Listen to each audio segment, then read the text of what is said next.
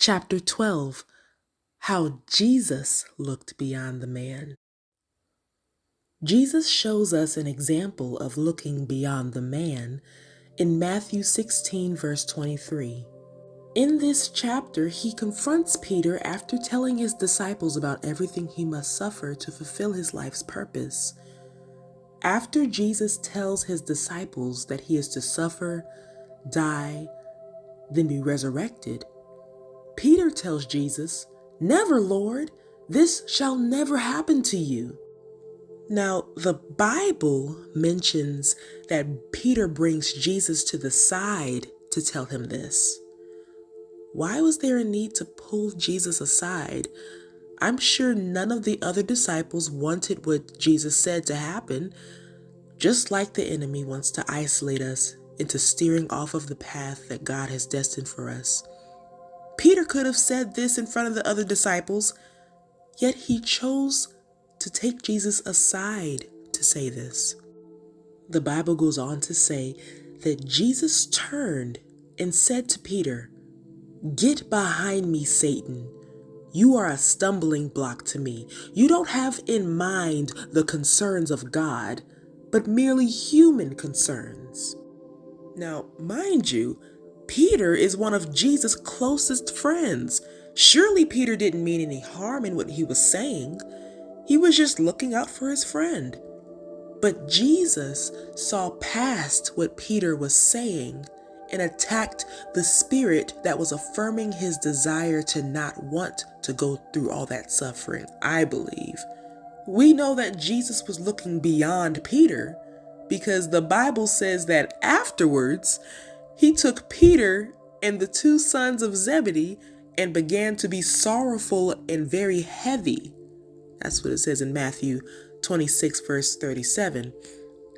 Jesus was still able to take Peter with him because although they had that moment, Peter was unknowingly being used by the enemy, but was not the enemy.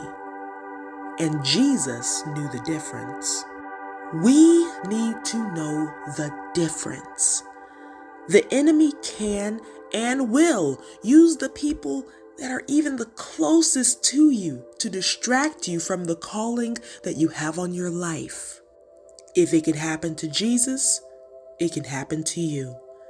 Your best friend could unintentionally take you out of the journey towards purpose because it's easy to cloud judgment when the people whom you love and love you are advising you. The enemy knows that the spirit is willing, but the flesh is weak. Matthew 26, verse 41. Jesus is the main example of why bad things happen to good people. But we are able to see the good in what he did for us because we benefit from it every day. But think about the moments leading up to Calvary. It's not like Jesus' flesh was excited to fulfill his purpose on his life. The Bible says in Matthew 26, verse 42, that Jesus went and prayed, "My Father, if this cup cannot pass unless I drink it, your will be done." If we are to be more like Jesus, we must be bold enough to pray that prayer that Jesus prayed.